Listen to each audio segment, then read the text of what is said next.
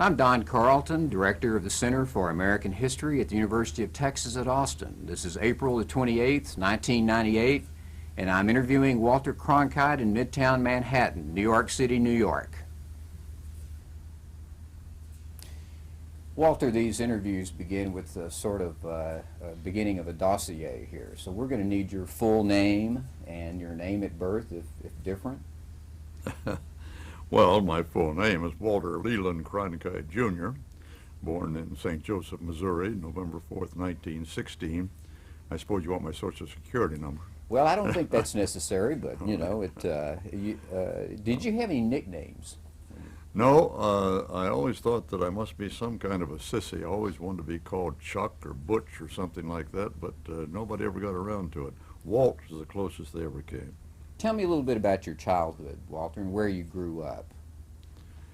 I grew up in both Missouri and Texas. I was born in St. Joe, but my parents, my father being a dentist, moved down to Kansas City while I was less than a year old. I lived briefly in Sapulpa, Oklahoma during World War I while my father was in the Army there briefly before being shipped overseas. Then we moved back to Kansas City, Missouri, where my grandfather had a drugstore, and my mother lived with them during the war years. And when I was 10, I moved to Houston, Texas, with my family.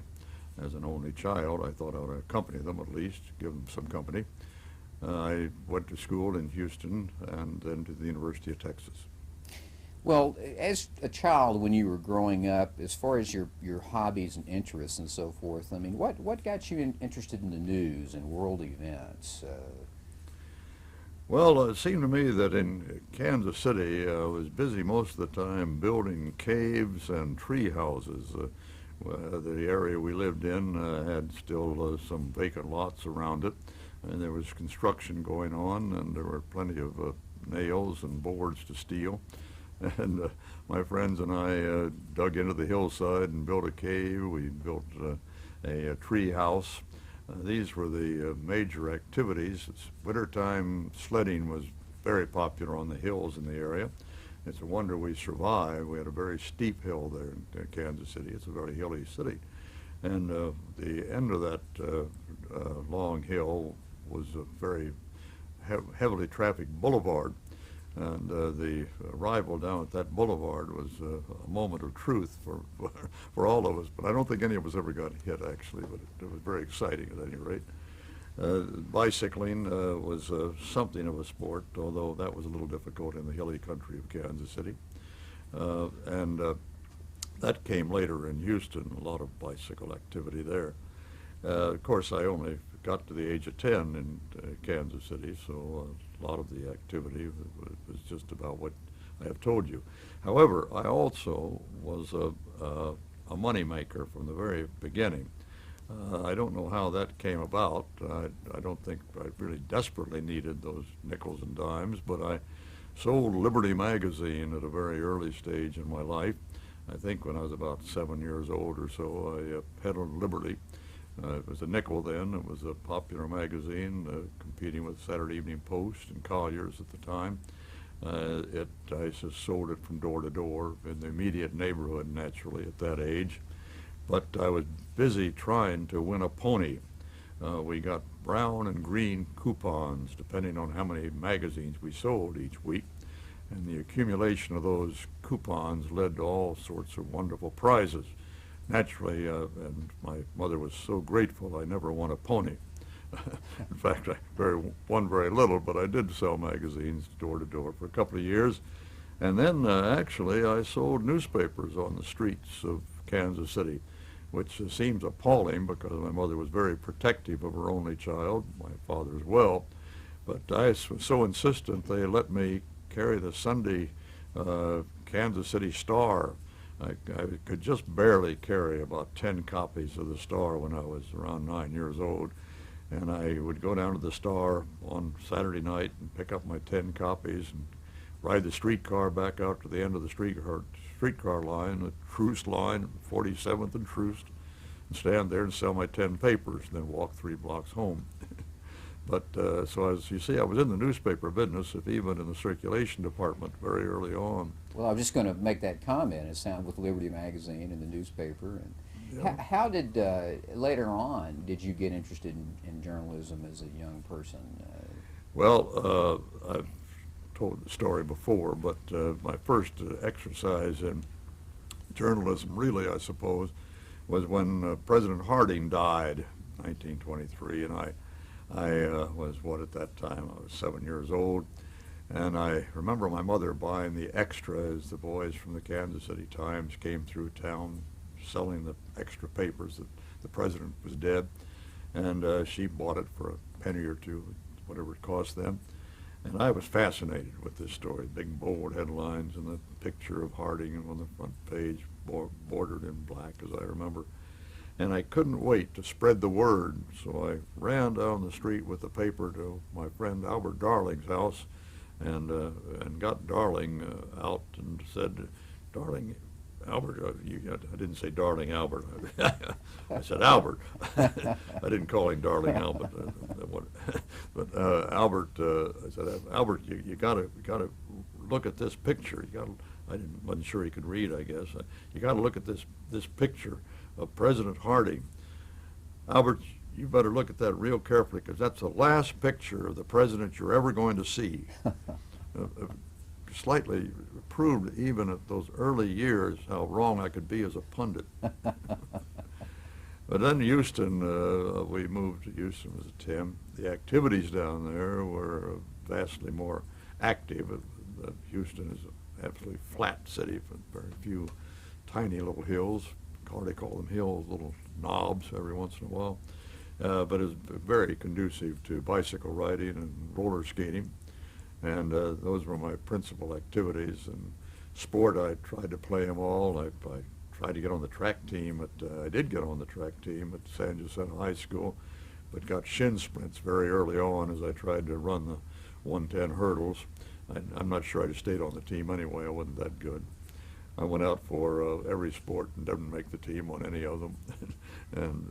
But I could have made it on bicycling and roller skating. We had a roller skating hockey game that we played in the streets pretty actively with a bunch of other teams from the area. We played right in the middle of the street until it got so hot that the tarvium melted under our roller skates in those days.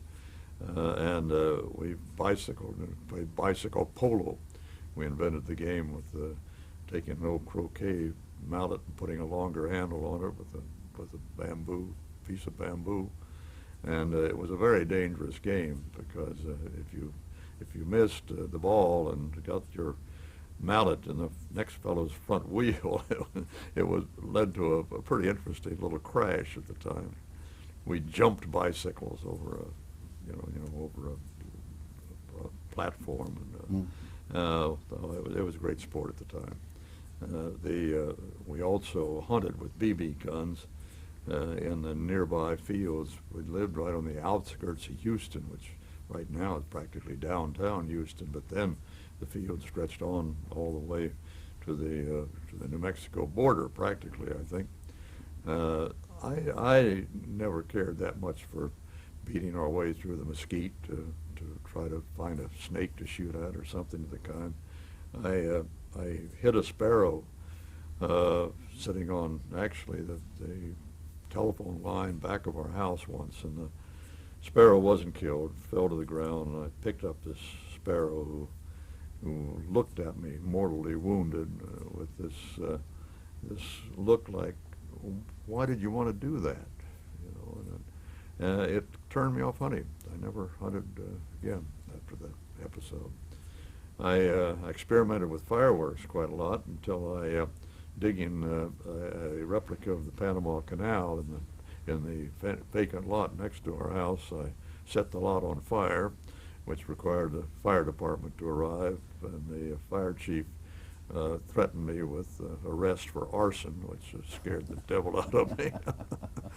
He wasn't serious, I don't think, but it certainly gave me a surprise. We built a telegraph set. We wired the neighborhood and had to learn the Morse code and telegraphed each other around, my friends who lived in the neighborhood. until the telephone company took umbrage at the fact we'd use their poles to stretch our wires. So you got involved in There again, there was a threat of immediate prosecution. So you were That did involved in come about. electronic communications at an early age there then. Yeah, Well, you were in Houston then during the Depression. Do you have anything stand out in your mind about those days as far as the Depression was concerned, how it affected you and your family? oh, sure, it affected everybody, although Houston was less affected than most parts of the country. The boom was already beginning in Houston by 1929, 1930, Depression years, and most people weren't seriously affected. We didn't have the long bread lines that they had in the industrial parts of the country at that time. The thing that affected us most was the bank holiday, 1933, when President Roosevelt, in order to stop the run on the banks, which was getting epidemic in the United States and very dangerous to the whole economy, of course. In order to stop it, he declared a holiday of several days in which the banks were closed. Well, they were closed just instantly, and nobody had a chance to load up with the cash they needed for the immediate days ahead. It caused a lot of hardship around the country and in our household as well. Dad ran out of cash, and people weren't cashing checks. There was even credit was not extended very willingly because nobody knew where this was all going from there, and there was a lot of caution about any kind of monetary procedure. So we actually ran out of food, and there was one day that while my mother denied this to her dying breath at 102 just a few years ago, I know it to be a fact that she cooked up some Alpo dog food. I don't think it was called Alpo then, but the dog food of the moment, kennel ration, I think it was called. And she cooked that up for the evening meal. Thank goodness we didn't have to dine on that beyond that day. Well, moving from Kansas City to Houston, you would be moving from the Midwest into the Deep South, really. Houston in the 20s and 30s was very much a southern city, as you recall. Yeah.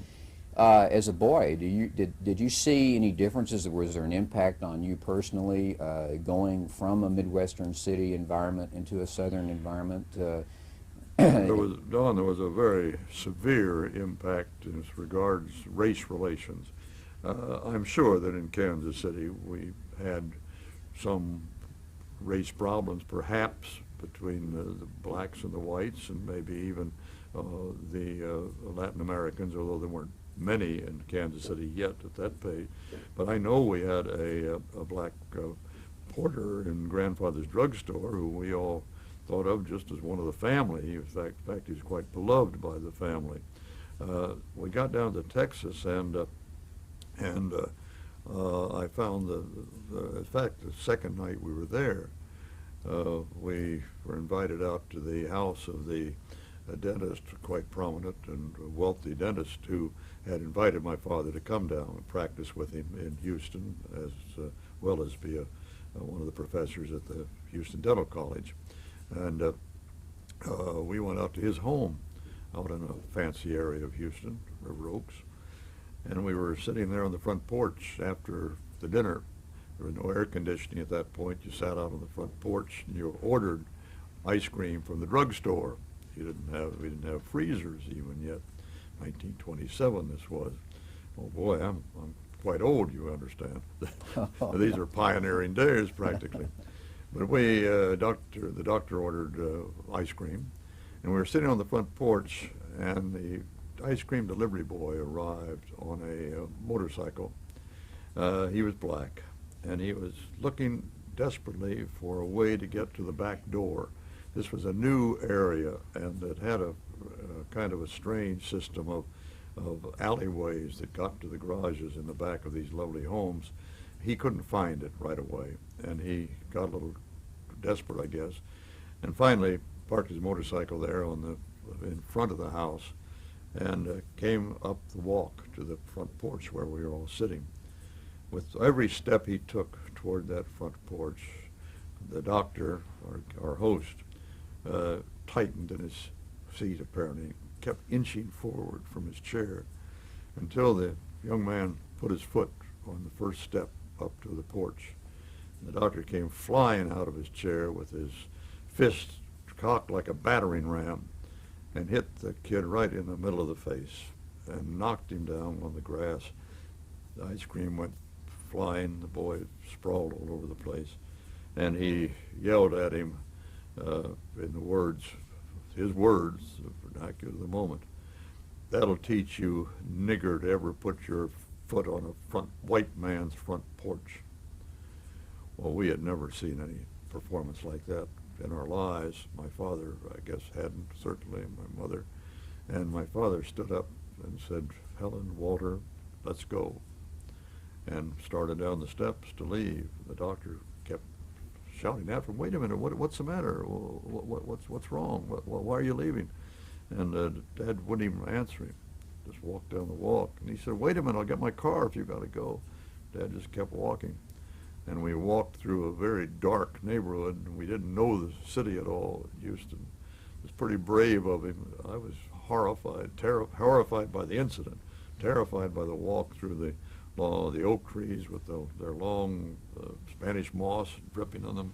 It looked like a Walt Disney forest that we expect ugly animals jumping out at us. And I finally got a ride from somebody on a street corner, got back to our hotel. But from that moment on, I was terribly aware of the racial bigotry, prejudice, and treatment of the blacks in that part of the world. We all have had teachers in school, elementary school, high school, that have had an impact on us. In your schooling in Houston in public schools, who had the greatest impact on you as far as your future career?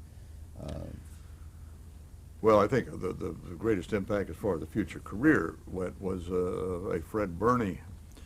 Fred Burney had been an editor of one of the papers, a city editor, telegraph editor, something of the kind, and he had this feeling that journalism ought to be taught in the high schools. And it wasn't taught in many high schools in the United States in 1920. Well, by the time I got to high school, it was 1930.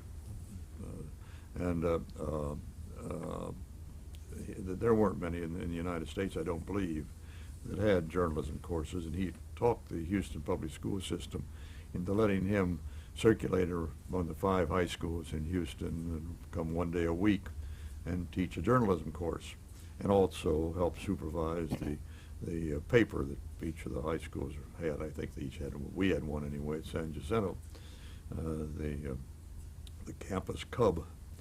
And Bernie was an inspiring teacher, and I already kind of had an interest in journalism that I'd gotten from reading American Boy magazine that had a series of short stories on various occupations and professions as sort of career guidance messages.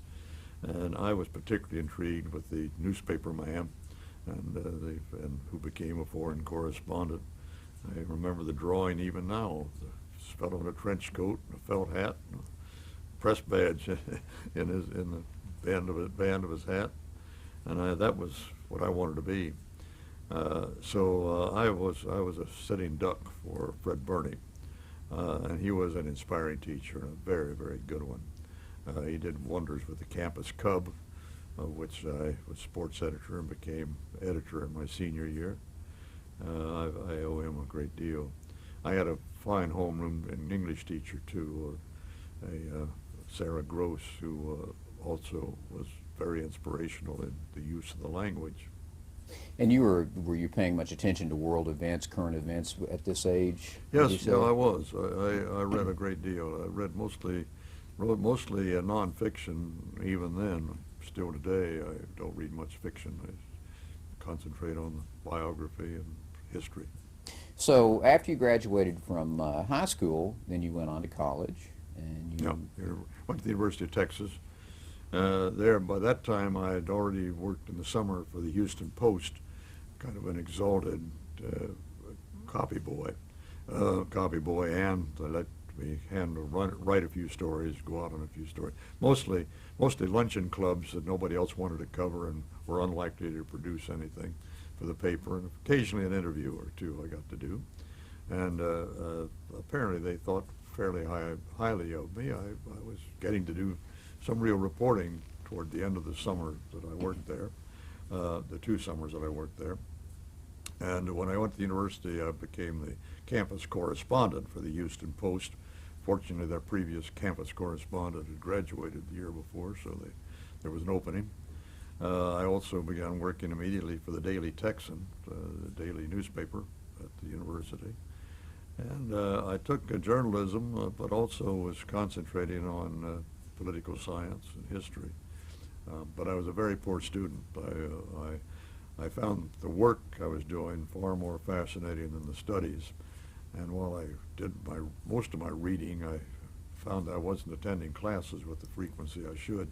I got a job in that very first year at the Capitol, working for a wonderful chap named Van Kennedy, who had a monthly magazine that he put out in the Capitol State News, and also was the INS correspondent there when INS, International News Service, her service was still existing. And I went to work for him and a fellow named Boland, who was his assistant, as there's a third man on their Capitol team. And I was entranced by political reporting and found myself spending far more time there than I should have spent in school. I must say I was somewhat encouraged by that, by the fact that my political science reporter and history and economics professors all would ask me what was going on at the Capitol. And I found that they were inquiring of me what was happening at the state Capitol. And I guess that planted a false thought in my mind that perhaps I knew more than they did. Why should I be in the class anyway? I was wrong about that quite clearly. Well, you only had a couple of blocks to walk from the university to the Capitol. Well, that's right. Yes. Yeah. When you were at the University of Texas and you were working for the Daily Texan, which is the school newspaper, as you pointed out, do you have any memorable stories that you worked on as a reporter for the school newspaper? Well, the most memorable story on the Daily Texan was the murder of Judge Pearson and his wife. He was one of the Texas Supreme Court justices, as I recall, and he and his wife were both murdered in their home. Turned out later, I think, that their son was involved. I believe he was found guilty, but it was a big story that I handled, and got a banner line in the Daily Texan, quite naturally. There were numerous other stories. Well, one of your first big interviews, I understand, Walter, with personalities, was with Gertrude Stein. That's true. Gertrude Stein came through town on a lecture series. I went down to interview her, and I'm afraid that my lead was you could predict now what it might have been, and you'd be right. A rose is a rose is a rose, and Gertrude Stein is Gertrude Stein is Gertrude Stein. Well, so I apologize for that one. Well, that's I think it's very innovative, actually. So at that time, then you were really spending most of your time there at the Capitol doing the reporting and so forth. So then you went on into getting a full-time job, correct, in journalism? I mean, yes, actually I got in my second year at the university, I got a job as working for the Scripps Howard Bureau in Austin, which was a bigger, more active operation than the INS thing with Van, and it was also paid more. Van helped me get the job, as a matter of fact. I worked for 2 superb reporters, Dick Vaughn and his wife Eleanor, who were exceptional reporters in the state capitol, and they reported for the 3 Scripps Howard papers in Texas, the Houston Press, the El Paso Herald-Post, and the Fort Worth Press. The Fort Worth and Houston papers now extinct. Herald-Post continues.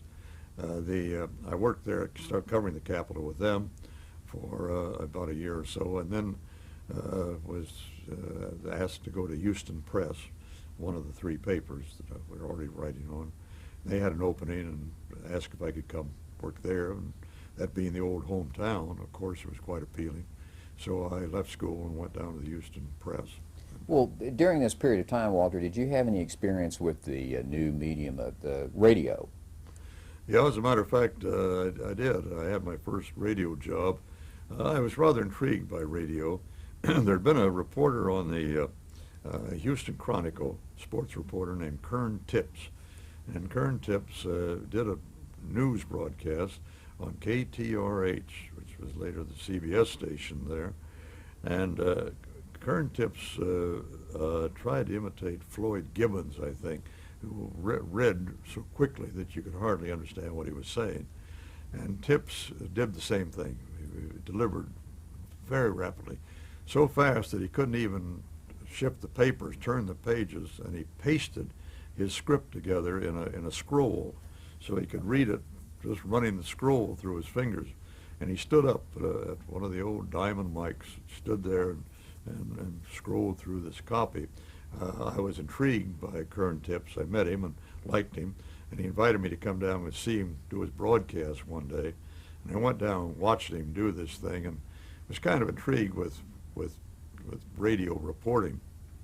So that's while I was still at the Houston Post back a while, and so now in the university I applied to the university, well, it wasn't the university, a radio station that had been the university station, and was then originally known as KTUT, I believe, which was said to mean come to the University of Texas, which shows that the University of Texas people couldn't spell any better then than they can now. Now, I won't take that personally, Walter, but go ahead. But it became KNOW, and at any rate, I got a job with just barely no pay. I mean, it was a couple of bucks a week, but I did a 5-minute radio sports report on KNOW each evening, and they had no news service of any kind, so I stole the baseball report, the scores. That was really the main news at 5 o'clock in the afternoon, which was 6 o'clock, of course, in the East, where all the baseball teams were then playing, the East, the Middle West, I guess, and the baseball scores were the big story at 5 o'clock. So I would go down the alley behind the Driscoll Hotel, where KNOW was, to a smoke shop, it was called, on 6th Street. And this smoke shop was filled with guys in bib overalls and 5-gallon hats and boots, drinking 3-2 beer. And I'd memorize. I was scared to death to write it down because I was afraid that I was stealing something of value and perhaps I'd be fired, or arrested. So I developed another system. Well, I guess we probably need to take a break right here, Want to Walter. cut? Yeah.